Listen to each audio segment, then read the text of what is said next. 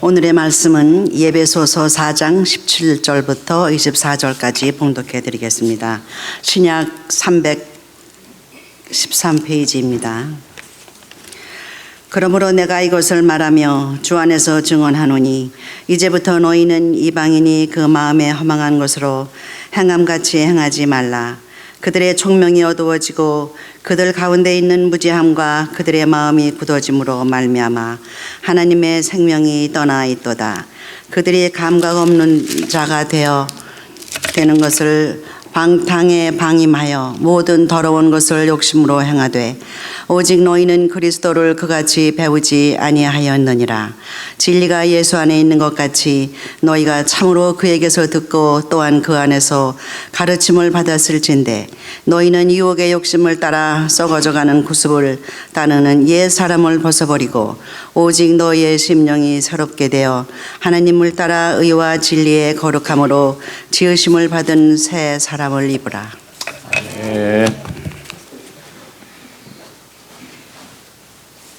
지금은 우리 에스더 여성교회 헌신 예배를 위해서 아주 부지런하시고 찬양을 열심히 하시는 정형석 목사님께서 나오셔서 옛사람 벗고 새사람 입기를 말씀으로 전해주실 때 많은 은혜 받으시기 바랍니다.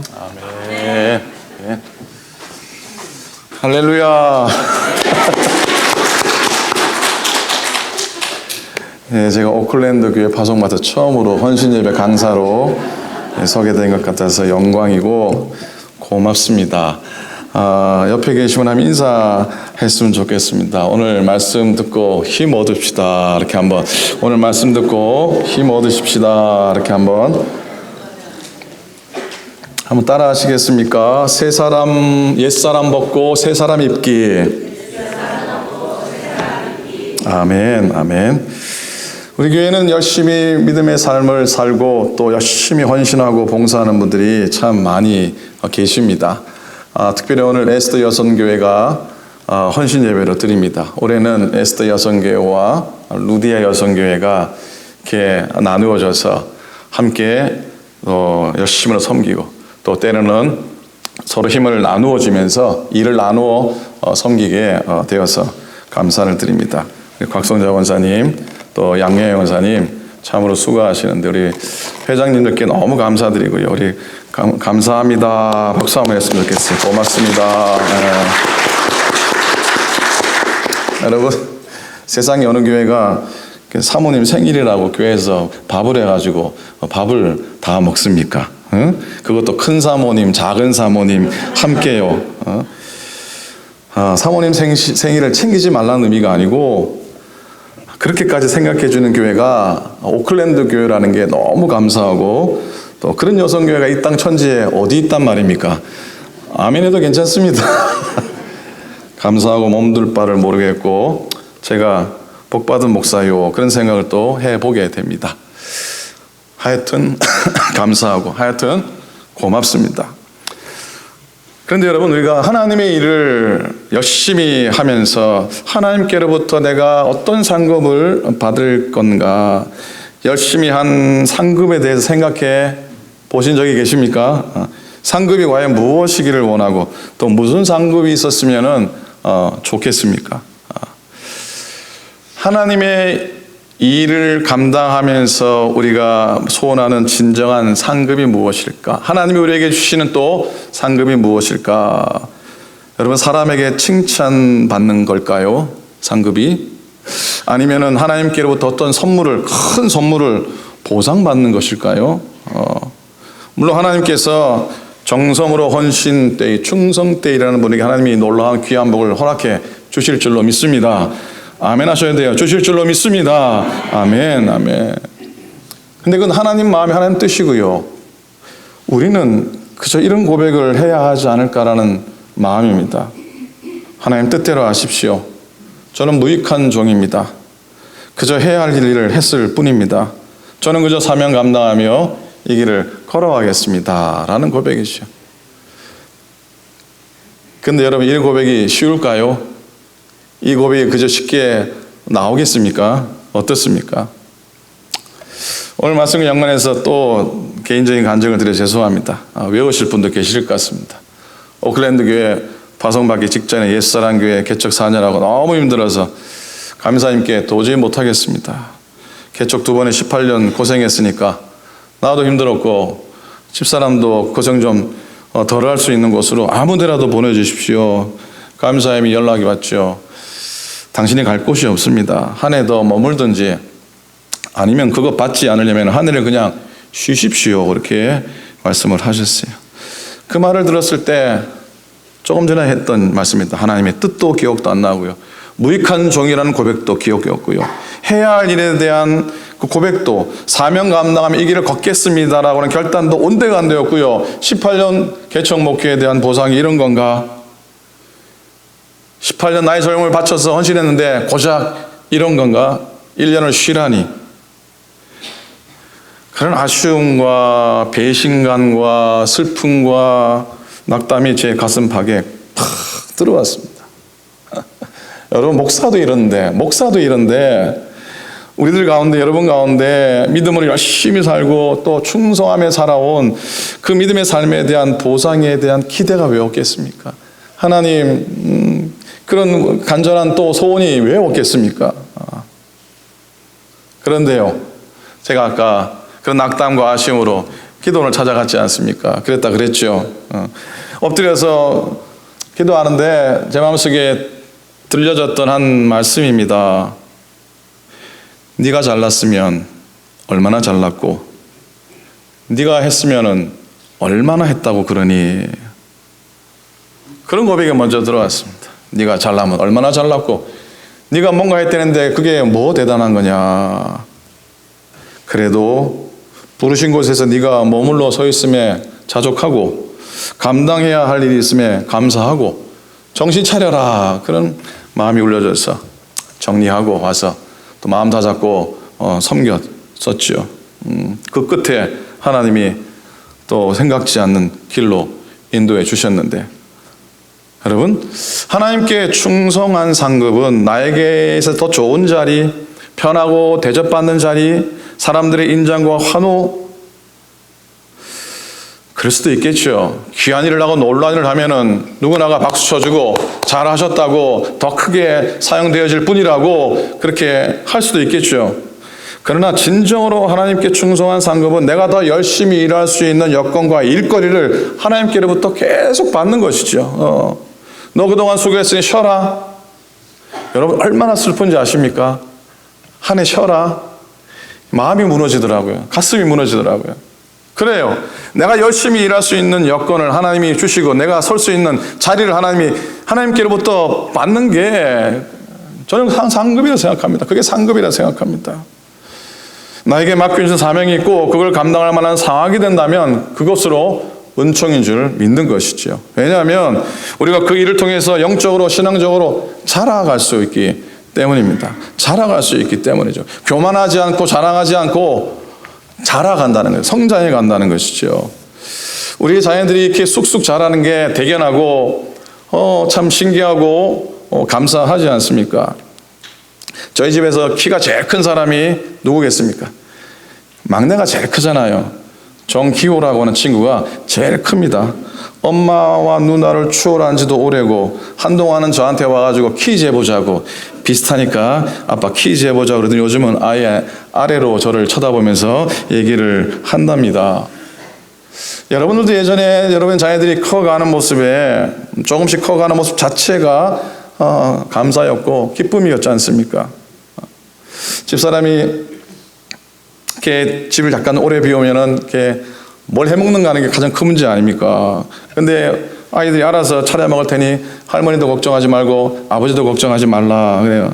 라면 열심히 끓여 먹고 비빔밥 해 먹고 뭐 계란 삶아 먹고 베이글 구워서 도시락 챙겨가고 엄마가 시켜놓은 대로 잘 하는 것을 보게 됩니다. 두 가지 생각이 들죠. 야, 쟤네들이 나보다 훨씬 낫다. 그리고 또 다른 생각이, 야, 아버지는 별로 필요가 없구나 이런 생각이 들긴 합니다만 아이들이 자라가는구나 하는 생각이 감사하죠. 나 해준 것도 별로 없는데 이 공부를 잘하고 못하고의 문제가 아니죠. 아버지로서 별로 해준 것도 없는데 아이들의 존재 자체가 잘 형성되어 가는 것이 감사할 뿐이라는 거예요. 다시 말씀드리면 여러분, 하나님께 충성한 상급은 내가 감당할 수 있는 일을 하나님께로부터 받는 것과 그리고 더 열심히 일할 수 있는 형편을 내가 부여받는 것이라 믿습니다. 궁극적으로 그런 섬김을 통해서 우리의 신앙이 자라갈 수 있다면 그건 물질의 복이나 건강의 복과는 차원이 다른 뿌리가 깊은 근원과 같은 뿌리와 같은 복과 은혜인 줄로 믿습니다. 제가 오클랜드 교회에서 목회를 잘 감당해서 은퇴할 때까지 목회를 했다고 하입시다. 그럴 수 있을까요? 이건 상상입니다. 너무 염두에 두지 마시기도 바랍니다. 어쨌든 이곳에서 목회를 다 마쳤다 그러십시다. 그러면 제가 남겨야 할 것이 무엇이어야겠습니까? 새로운 큰 교회를 지어서 남기는 것이겠습니까? 수백 명, 수천 명이 모이는 그런 교회로 성장시켜 그게 남기는 것이겠습니까? 물론 그렇게 할 수 있고 그럴 수 있다면 정말 감사한 일이죠. 그러나 혹 전혀 그렇게 하지 못한다 하더라도 믿음의 교우들이, 사랑하는 믿음의 가족들이 정말 하나님을 사랑하고 하나님께 귀하게 쓰임받고 그렇게 쓰임받는 것이 너무나 감격해서 살아가는 신앙인의 삶의 모습으로 쓴다면 저는 그게 최고의 상급이라고 저는 그렇게 믿습니다. 봉사하는 것도 중요하고 교회가 부흥하는 것도 중요합니다. 그러나 가장 중요한 것은 우리 자신들이 바른 신앙인으로 세워져 가는 겁니다. 기쁨으로 하나님 섬기고 감사함으로 성전의 뜰을 밟는 겁니다. 오늘도 성전의 문을 열고 들어오는데 기쁘고 감사하고 내가 예배드릴 곳이 있어서 너무나 좋고 하나님 앞에 내가 온전치 못하지만 그래도 예배 안에 주님 십자가 바라보고 설 수 있음이 너무 감사하고 한 해 지나온 것도 너무나 고맙고 너무나 감격스럽고 그런 마음으로 성전의 뜰을 밟는다면은 그것이 우리 가운데 주시는 하나님의 보상이요 하나님이 주시는 선물이 아니겠습니까? 그렇게 한 분 한 분이 영적으로 바르게 성장하고 교회가 은혜 가운데 든든히 세워져 가고 하나님께 영광 돌린다면 은혜와 진리가 충만한 교회로 서게 될 줄로 믿습니다. 아멘입니까? 아멘. 에베소서 4장의 앞부분은요, 교회가 하나 되어서 그렇게 성도로, 하나된 성도로 살아가라고 하는 말씀이 강조되고 있고요. 4장 후반부에는 거룩한 삶을 어떻게 살아갈 것인가, 그리스도인으로 바뀌기 전의 삶, 옛적에 너무나 익숙했던 그 삶에서 어떻게 하면은 거기서 떠나서 새로운 모습으로 살아갈 수 있을까에 대한 도전이요 교훈의 말씀입니다. 여러분, 마귀는 인생을 폐기처분합니다. 구렁텅이로 빠뜨립니다. 그러나 성령님은 사람을 새롭게 고쳐서 사용합니다. 즉 옛사람은 버리고 새사람으로 바꿔주시는 것이죠. 중생의 체험이요 본 어게인 다시 태어나는 삶의 체험인 줄로 믿습니다. 그 변화가 우리 가운데 늘 있기 원하고요. 아침에 눈을 뜰 때마다 하나님의 새로움을 고백하고 또 감사하며 설 수 있기를 간절히 부탁을 드립니다. 17절 말씀 봅니다. 그러므로 내가 이것을 말하며 주 안에서 증언하노니, 바울의 증언에 대한 고백이 나옵니다. 어디서 증언한다고요? 주 안에서 증언한다 그랬습니다. 증언하다, 증거하다라고 하는 말은 순교자라고 하는 말의 어원인 것을 여러분 너무나 잘 아실 겁니다. 증언, 증거는 순교자라는 말과 의미가 똑같습니다. 그리고 증언이라고 하는 히브리 단어의 의미 가운데 반복하다, 되풀이하다 이런 그런 뜻이 있습니다. 굉장히 의미 있는 뜻이라고 저는 생각합니다. 왜냐하면 이런 의미예요. 바로 100번, 1000번 물어도 똑같은 대답을 할 수밖에 없다고 하는 뜻이죠. 100번, 1000번을 물어도 똑같은 대답을 할 수밖에 없는 것이 증인, 증거라고 하는 것이죠. 명백한 체험을 갖고 있으니까 너무 물어도 말은 똑같아요. 계속 물어도 똑같은 답을 할 수밖에 없어요. 근데 체험이 없으면 물을 때마다 좀 다를 거 아닙니까? 어디 가서 먹어본 사람하고 안 먹어본 사람하고 차이가 난다 하지 않습니까? 그렇죠? 서울 갔다 온 지하고 서울 안 갔다 온 지하고 사람은 누가 이기는 줄 아십니까? 목소리 큰 지가 이긴다고 합니다만 어떤 지든 간에 갔다 왔으면은 답이 분명할 것 아닙니까? 그렇죠. 경험해보지 못하니까 물을 때마다 그런가, 뭐 이런가. 그렇잖아요. 체험이 없으니 경험이 없으니 확신도 없는 것이죠. 체험에 대한 확신이 있으면 계속 물어도 똑같은 답을 하는 거예요. 똑같은 답을 하는 거예요. 옛날에 여러분 아이스케키 아닙니까? 아이스케키 참 오래된 얘기인데 그죠? 하드란 말 합니까? 하드. 형이 아이스케키를 이렇게 먹고 있었는데 동생이 그 아이스케키 먹고 있는 형을 뚜렷이 받아보면서 형님아 다나 그랬답니다. 형님아 다나 그랬더니 이 형님이 다나 무슨 말인지 아시죠? 형님아 다나 그랬더니 이 형님이 달다 그래. 또 동생이 뚜렷이 쳐다보면서 형님아 진짜로 다나 그랬더니 형이 진짜로 달다. 그 동생이 인상이 좀 더 구겨져 갑니다. 왜? 아이스케이크가 줄어들어가니까 형님아 한 팀밖에 안 남았는데 억수로 다나 그랬더니 형님이 억수로 달다 그러면서 이 아이스케이크를 다 먹어버렸어요. 그랬더니 이 동생이 울면서 형님아 다나 이 얘기는요 저희 아버지가 유일하게 하는 유머입니다.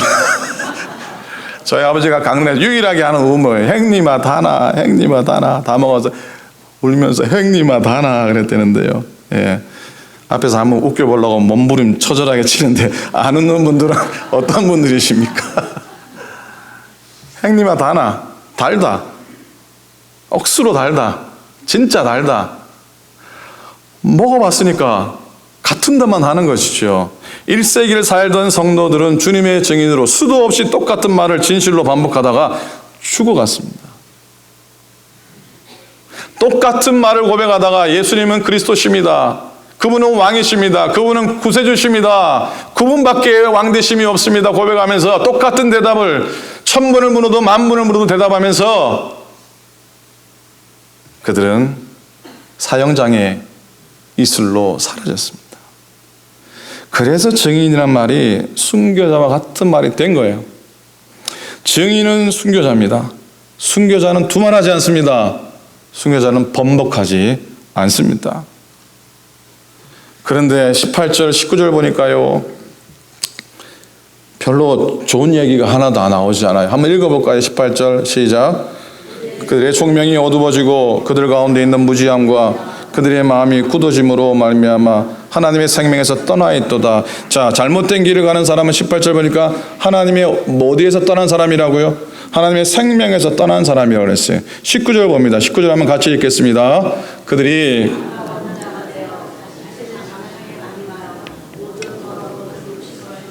자, 19절을 보면은 잘못된 길로 행하는 사람은 감각 없는 자라 그랬어요. 이 감각이라는 게 무슨 패션 감각, 유머 감각일까요? 그런 감각이 아니고요. 부끄러움을 모른다는 감각, 부끄러움을 몰라요. 말씀이 선포되어도 말씀 앞에 서도요 마음에 와닿지 않는 거예요. 어찌할꼬 하면서 스데반에게 돌을 던졌던 사람들이지요. 어찌할꼬 하면서 베드로의 말씀 앞에 꿇어 엎드린 백성이 아니라 돌멩이를 든 사람들이라는 것이죠. 그런 것은 결국 하나님을 떠나 있었기 때문에. 그래서 더러운 것을 욕심으로 행한다 그랬잖아요. 하나님을 알지 못하니 이방인의 행동이 허망하고 욕심으로 행하는 것이죠. 하나님을 떠나면 다 그런 거예요. 그러나 20절 말씀 보니까 바울이 우리에게 교훈하는 말씀이에요. 그리스도를 배우라. 그리스도를 배워라. 여러분, 그리스도를 배운다는 게 뭐 교리를 배우고 성경 공부를 하는 게 아니지요. 예수 그리스도를 믿으라고 하는 의미죠. 믿으라고 하는 의미죠. 결국 22절부터 24절 결론적으로 이게 교훈하시는 말씀입니다. 너희는 유혹의 욕심을 따라 썩어져가는 구습을 따르는 옛사람을 벗어버리고 23절 오직 너희의 심령이 새롭게 되어 24절 하나님을 따라 의와 진리의 거룩함으로 지으심을 받은 새 사람을 입으라 그랬어요. 자, 사람은 하나님의 형상대로 하나님 모양대로 지음을 받았는데 죄를 지어서 그 형상에 깨어졌어요. 잃어버렸어요. 그래서 우리는 우리의 죄를 깨닫고 회개해야만이 원래의 모습으로 돌아갈 수 있어요. 새 사람이 될 수 있는 것이에요. 새 사람이 된다는 것은 잃었던 하나님의 모양을 회복하는 것이에요. 그 회복을 위해서 우리는 말씀 앞에 서야 되고 신앙의 삶을 잘 살아갔으면 좋겠습니다. 사랑하는 여러분, 정성껏 우리 신앙의 삶을 또 열심히 교회의 삶을 살아갈 수 있기를 부탁을 드립니다. 교회는 여러분의 삶이 정돈되도록 도와줍니다. 교회가 완벽하지 못하죠. 앞에서는 이 목사도 완벽하지 못하죠. 부족함 투성임에도 불구하고 주님의 교회는 인생뿐 아니라 영혼을 붙들 수 있는 곳입니다. 교회와 믿음의 생활은 우리 영혼의 보험과 같은 것이에요. 먹고 살기 힘들고 경제가 힘들면 보험을 가장 먼저 캔슬한다 그러는데, 여러분 아무리 힘들어도 이 보험만큼은 캔슬하지 마시기 바랍니다. 교회 생활, 목사님 교회 다니니까 뭐 이것도 해야 되고 저것도 해야 되고 이것저것 간섭하는 게 많습니다. 그럴 수도 있어요. 자유를 빼앗기는 것 같기도 해요. 속박받는 것 같기도 해요.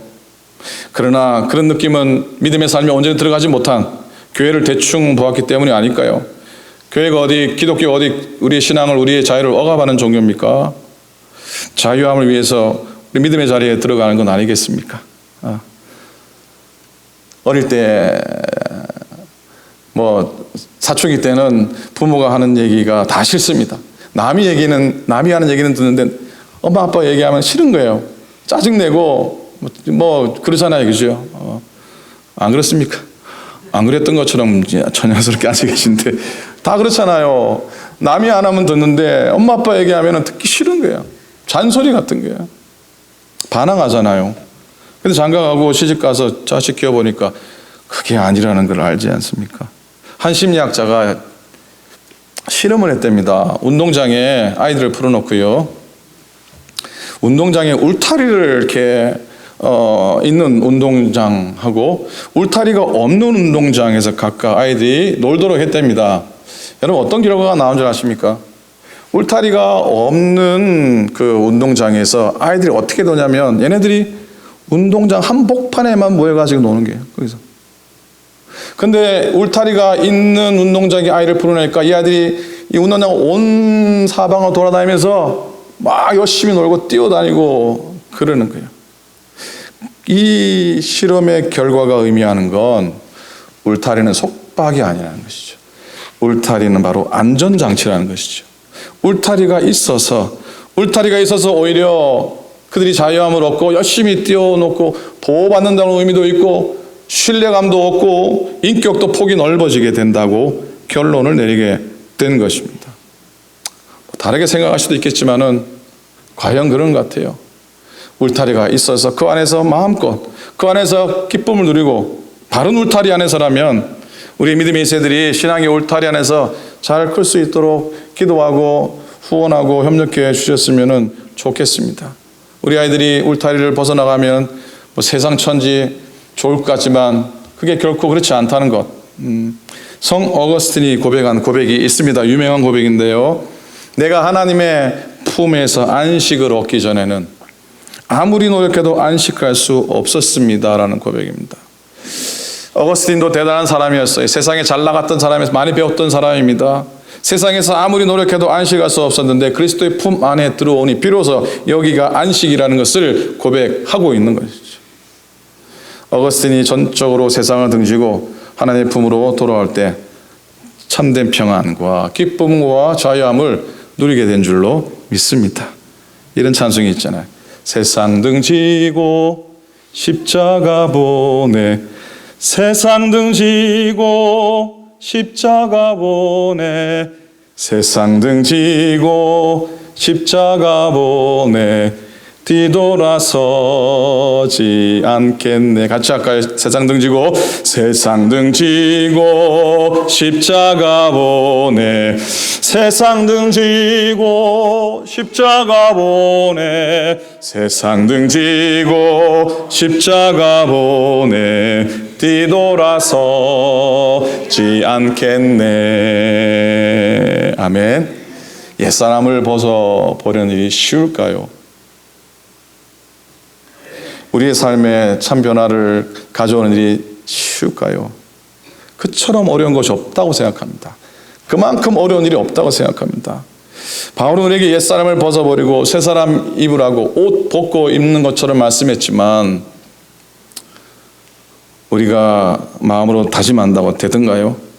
내가 작심한다고 되든가요? 겉옷을 바꿔 입는다고 새로워지든가요?